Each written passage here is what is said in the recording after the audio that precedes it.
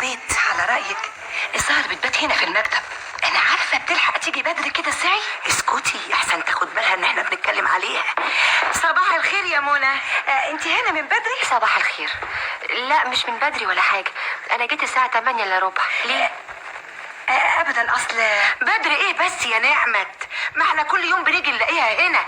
انا الحقيقه عاوزه اسالك يا منى، يعني قبل الزملاء ما يوصلوا اذا ما كانش عندك مانع يعني. اتفضلي.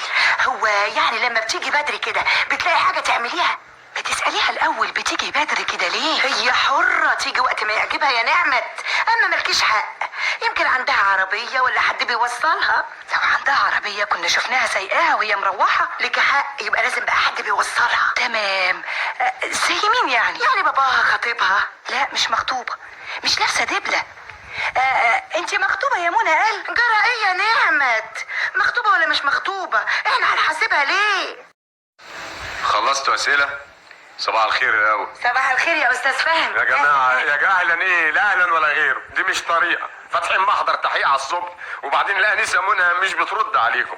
عايزه تقول لكم كده بالذوق ومن غير احراج ان دي مسائل شخصيه. مش كده يا انسه منى؟ ايه ده؟ انت ما بتردش عليا انا كمان. السلام عليكم. وعليكم السلام ورحمه الله وبركاته. اهلا اهلا. ايه ده؟ انتوا يعني جايين بدري النهارده، ايه الحكايه؟ وبرضه مفيش فايدة. مفيش فايده؟ مفيش فايده في ايه؟ عاوزاهم يدوك انشان علشان بتيجي المصلحه بدري؟ لا يا استاذ جلال، انا قصدي ان مفيش فايدة مهما جينا بدري، مش هنوصل قبل منى. واذا كان حد يستاهل النشان تبقى هي. يا سلام، لو انتوا دلوقتي بتعتبروا اللي بيجي المكتب بدري او في الميعاد القانوني بيبقى فلتة؟ استفدنا ايه لما جينا بدري ولا في الميعاد حتى؟ هو يعني الشغل مستني قوي ولا مقطع بعضه؟ نعمت جرالك ايه؟ ازاي يا حبيبتي تتكلمي مع رئيس القسم بالشكل ده؟ دي مواعيد حكومه لازم نلتزم بيها، مش كده يا استاذ جلال؟ يا صباح الفل على الكل، يا صباح الجمال، ايه يا صباح. ابني؟ ايه يا حبيبي؟ ايه يا بيوم انت؟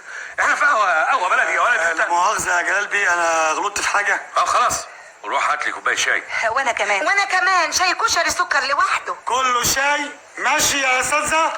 لا هات لنا فنجان قهوه مظبوط.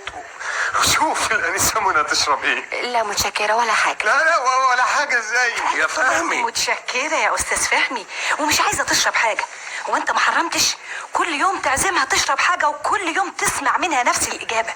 يبقى لازم تفهم بقى.